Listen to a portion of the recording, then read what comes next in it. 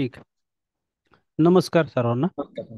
आज आपण ह्या महाशाळाच्या याच्यामध्ये आदरणीय महामुनी सर आणि आपण सर्व टीम जे एकत्र सगळा अभ्यास करतोय याचं एक प्रॅक्टिकल माझ्या हातून एक आजच्यापर्यंतच्या क्लासचा अनुभव म्हणा. तर मी खूप सेकंदावर कसं काम झालं याविषयीचं थोडंसं तुमच्या पुढे सादरीकरण करतोय. आज या ठिकाणी आम्ही जे सबलाईम गोटी सोडा या कंपनीसाठी जे मी फ्रँचायझीचा फक्त ट्रान्सपोर्ट याविषयी आणि नंतर प्रेझेंटेशन जाऊन हॉटेलला माहिती वगैरे देणं या संदर्भात काम करत होतो. माझ्याबरोबर सेल्स ऑफिसर ज्या होत्या एक रेखा मॅडम म्हणून त्या होत्या. आज वाघोलीच्या पुढे जो जकात नाका आहे तर तिथपासून येरवड्यापर्यंतचा भाग आम्हाला दिला होता यादी करून. या यादीसाठी अभिलाषनी ऑनलाईन यादी काढून दिली. तर त्याचे 25 हॉटेल होते, त्यापैकी 13 हॉटेलला प्रत्यक्ष भेट दिली गेली. याच्यात 13 हॉटेलमध्ये जर टायमिंगचा विचार केला तर सर 11:30 AM ला सुरू झालं. तर पहिलं हॉटेल जे होतं 11:52 ला चालू झालं. दुसरं 11:56, तिसरं 12:17, चौथं 12:33, पुढचं 12:37, पुढचं 12:38, 12:53, नंतर 12:55, नंतर 12:56, पुढचं जे आहे ते 1:14 पुढचं 1:21, 1:27 आणि 1:41.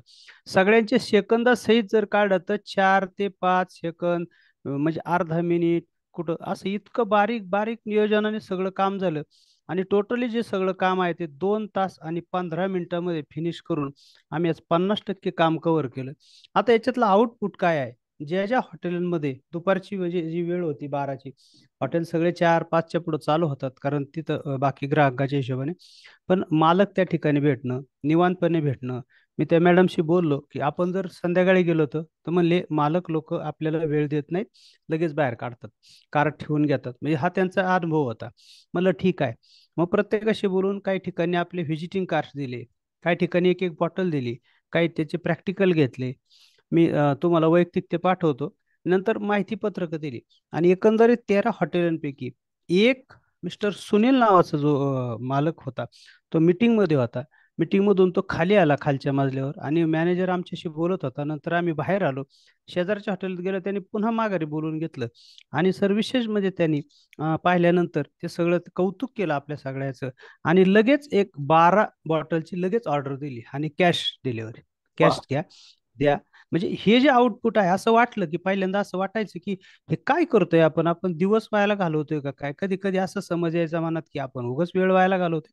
पण एक होतं की जी आपली गाडी आपण जी तयार केलेली आहे ही गाडी ठिकठिकाणी जाऊन ज्या वेळेला जाहिरात करत लोकांना ते माहिती तर झालं पाहिजे. आणि आम्ही ज्या वेळेस म्हणलं एखादी ऑर्डर अशी घ्यायची तर मी थोडंसं मॅडमच्या डिस्टर्ब करून मी म्हणायचो की सर गाडी बाहेर रेडी आहे, उभी आहे.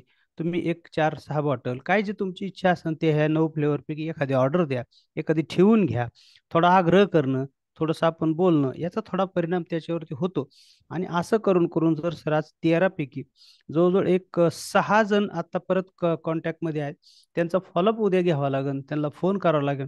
म्हणजे आता जस्ट तुम्ही जे सगळं सांगितलं इथं मी आता सगळे पॉईंट आउट केले की सबलाईमचे काय उद्दिष्ट आहे, त्याला काय प्रभावपणे कसं सादर करायचे, ते काम कसं झालं पाहिजे, त्याचं निरीक्षण काय पाहिजे, त्याचा मार्ग प्रगतीचा कसा दिसतोय, निर्णय कसं घेतले जातात, त्याच्यात कोणतं सातत्य राहते, कुठली गुणवत्ता राहते, किती कार्यक्षमता आहे, तुम्ही किती सुनिश्चित करताय, संस्थेसाठी त्याचा काय फायदा होतोय. हे सगळं जे आता जस्ट नुसते तुम्ही सांगत होतो मी पॉइंट आउट करीत होतो. स्वतःला सर्वांना काम करायचं माहिती मिळते.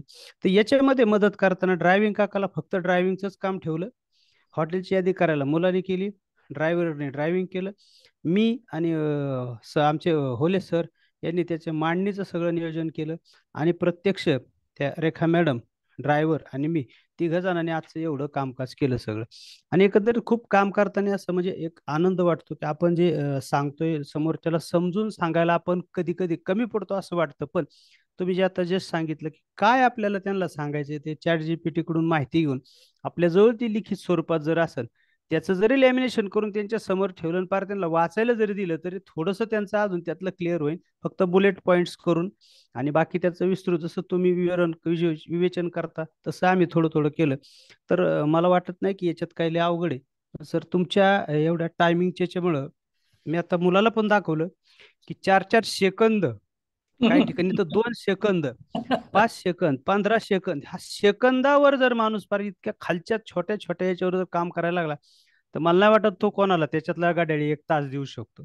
आणि तुम्ही जसं जस्ट बोलले की माझा 1 तास एवढ्या एवढ्या रकमेचा आहे, एवढ्या किमतीचा आहे, आम्हाला हे असं आम्ही सहज घ्यायचो. म्हणजे काय सांगतात. आणि मग आम्ही आतापर्यंत आमच्या वयाचा जर विचार केला, माझं जर 56 आहे, तर यातली जवळजवळ 28 वर्ष ही तर जवळजवळ अशीच गेली असते की काय नेमकं केलंय, काय आउटपुट मिळालंय, असं सगळं एवढा आज अनुभव आलाय सर. धन्यवाद sir. Thank you. Welcome welcome welcome. बघा, हा चालू बॅच मधला, म्हणजे एखादं शिक्षण ज्यावेळेला आपण घ्यायला जातो, आता आपली ही विद्यार्थी अवस्था आपण पुन्हा एकदा स्वीकारलेली आहे. पण पूर्वीची विद्यार्थी अवस्था अशी होती की माहित नाही की ते शिकल्यावर मला काय मिळणार आहे, नोकरी मिळणार आहे, व्यवसाय मिळणार आहे, मी घरचंच बघणार आहे का काय करणार आहे काय माहित नाही. फक्त कोणीतरी आपल्याला हे लादलंय किंवा मला काहीतरी आवडलंय म्हणून मी त्या दिशेला निघालो. आणि मग तिथं आपण इन्व्हेस्टमेंट करतो, वेळ देतो, आणि नंतर मग ठरतं की नाही, मला हे नव्हतंच करायचं खरं, सगळ्यांमुळे मी इकडे आलो, मी इकडे जायला पाहिजे. अरे म्हणजे इतका वेळ गेल्यानंतर ते कळतं आणि मग आपण काहीतरी डिसिजन योग्य घेतो अथवा तो बदलून टाकतो. पण इथं या बॅच मध्ये असे विद्यार्थी तुम्ही आहात, अशा पद्धतीने तुम्ही त्याच्यावर स्वतःवरती काम करायला तयार झालेला आहे की 2 वर्षानंतर, 3 वर्षानंतर, शिक्षण पूर्ण झाल्यानंतर मग कुठेतरी अप्रेंटिस, मग नंतर जॉब, मग नंतर नोकरी, मग नंतर हे नाही, चालू सेशन मध्ये तुम्ही रिझल्ट घेताय, ही सगळ्यात महत्वाची गोष्ट आहे. आणि या बॅचला टाइम मॅनेजमेंट म्हणजेच वेळेची किंमत कळल्यामुळे आपली बॅच कोणालाही वेळ देत नाही. कोणालाही 10 मिनिटं द्यायचं म्हटलं तर त्याला जीव काढून दिल्यासारखं वाटतं. का? तर तुम्हाला ते कळलंय. आणि ज्याला वेळेची व्हॅल्यू समजलेली आहे ना, टाइम इज मनी, हे वाक्य तिथं गेल्यानंतर कळतं की ते वेळ म्हणजे पैसा काय आहे, त्याला मूल्य इतकं का आहे. आणि जसं आता बापू सरांनी सांगितलं की इतक्या वर्षातली इतकी वर्ष, म्हणजे निम्मी वर्ष तर माझी अशीच गेली, इतकं काही एवढा प्रश्नचिन्ह माझ्यावरती मोठा समोर दिसतोय. आणि हे समजायला लागणं म्हणजे खूप मोठा विजय आहे आपला. हे आपल्या दृष्टीपथात येणं किंवा ते मला स्वतःला कळणं की माझं लिकेज कुठं आहे, नक्की हवा कुठून जाते, हे जर मला शोधता आलं तर हे सगळ्यात मोठं यश तुम्हाला मिळालेलं आहे. आणि त्या यशाप्रमाणे आज तुम्ही जो अभिप्राय दिलाय की बाबा एवढ्या 2 तासामध्ये मी 13 व्हिजिट आउटडोअरला केल्या, it's a not a joke. तुमच्यासारख्या या वयाच्या व्यक्तीनं एखाद्या तरुणाला लाजवेल इतक्या लेवलला जाऊन आउटडोअरला, ग्राउंड लेवलला, रूट लेवलला काम करणं ही सोपी गोष्ट नाहीये. ही मी स्वतः सगळं केलंय, मुंबईत केलंय, पुण्यात केलंय, औरंगाबादला केलंय, नगरला केलंय. महाराष्ट्रातला जिल्हा नाही राहिला की त्या जिल्ह्यात मी काम नाही केलं आउटडोअरचं. ते माहितीये मला उन्हाचे चटके काय बसतात, आणि ते तुम्ही या वयामध्ये करताय ही खूप मोठी बाब आहे. कारण ती एक ऊर्जा तुम्हाला महाशाळेकडनं मिळाली, त्या धाडसानं तुम्ही पुढे निघालाय आणि तुमच्या हातामध्ये फॉर्म्युला आहे.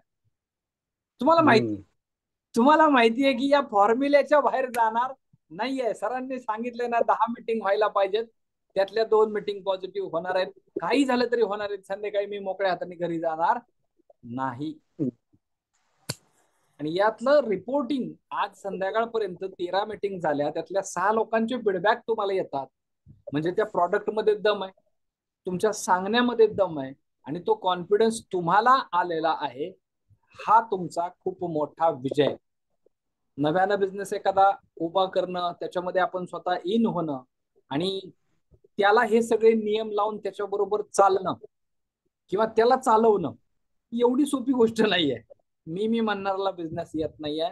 5-5, 10-10 वर्ष ज्यांचे झाले त्यांनी पण कवड लावलेली आहेत, कारण त्यांना ते सांभाळता येत नव्हतं आणि नाही. पण जर तुम्ही या पद्धतीनं सगळं फॉलो करायला लागला तर हाचा जसा रिझल्ट बापू सरांना आलेला आहे तसा तुम्हाला प्रत्येकाला रिझल्ट येणार, ही माझी आता 100% खात्री आहे. आणि मी सांगण्यापेक्षा बापू सर स्वतः तुम्हाला सांगताय. खूप खूप धन्यवाद, खूप खूप धन्यवाद.